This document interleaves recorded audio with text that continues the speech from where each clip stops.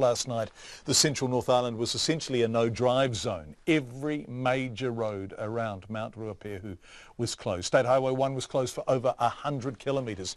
Tonight, roads are reopening, although the Desert Road remains closed with snow still being cleared. Power was cut too to about 10,000 homes overnight. Powerco says more than 4,000 are still without electricity tonight, and some face a second night in the cold. It is cold too. Here's Tom Furley with the latest.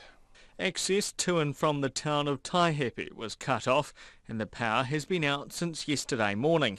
The owner of the Rusty Nail Backpackers, Jenny Caldwell, says she's had to be resourceful. Getting the fires all going and collecting water from what was left in my tanks and things, and then melting snow in pots on top of the fireplaces so that can be used for toilets and things, and just making sure that you keep everyone warm and, just warm and fed and fueled. While she only had one stranded guest basking in front of the fire last night, she says others aren't so cosy. There is other motels in Taihepe, and some of them I don't think have got heating because, motels don't have fireplaces in their rooms, and with no power, they won't have any heating. So I was speaking to a family last night, and they're keen on moving up to my place because of the fires.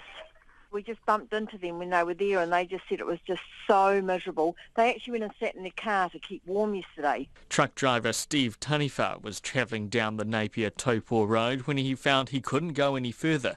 But despite the delays, he's in good spirits. Knew where the Rangitaiki Tavern was, so I quickly hooked in there and just come in here thinking, well, we'll only be here for a little bit. And no, we've been here ever since yesterday, so good little place to stay.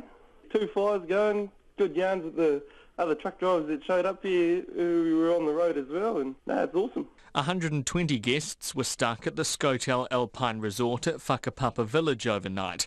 Its general manager, Rebecca Galgano, says it's been a big couple of days. Well, most of our staff live on site, so that's pretty okay, but we have the staff who live off site that can't get to work, so everyone that's still here on site is working double shifts and morning to night and banding together. I've chefs out there shoveling snow, I have housekeepers working in the restaurant. With food running short, an escorted convoy this morning dropped supplies off to the resort and to the Chateau Tongariro next door. Its hotel manager, Brad McGlynn, says now the roads have reopened, its 250 stranded guests can continue on with their travels. Most times we get blizzards that last, probably 8, 9 hours, and the road may be closed for a little bit of time, and then they open it up. This has been quite a substantial event for us, and it was for a lot of the guys, it was a new experience. Had a lot of learnings from this, so it was good fun. But no, everyone pulled together, all our local resources, so it was very heartening. The Ruapehu District Council says things are starting to get back to normal, with a number of the central North Island roads, including the Napier-Taupo Road, reopening this afternoon.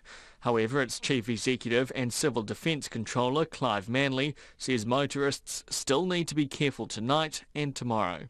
In the early hours of the morning, the temperature would have gone back to freezing again. So the roads will be extremely icy in the early hours of the morning. So even though the road appears to be clear, people really should still drive with extreme caution. Clive Manley says it's not just motorists who need to take care. St John have also been treating people who've slipped on frozen footpaths. For Checkpoint, Tom Furley.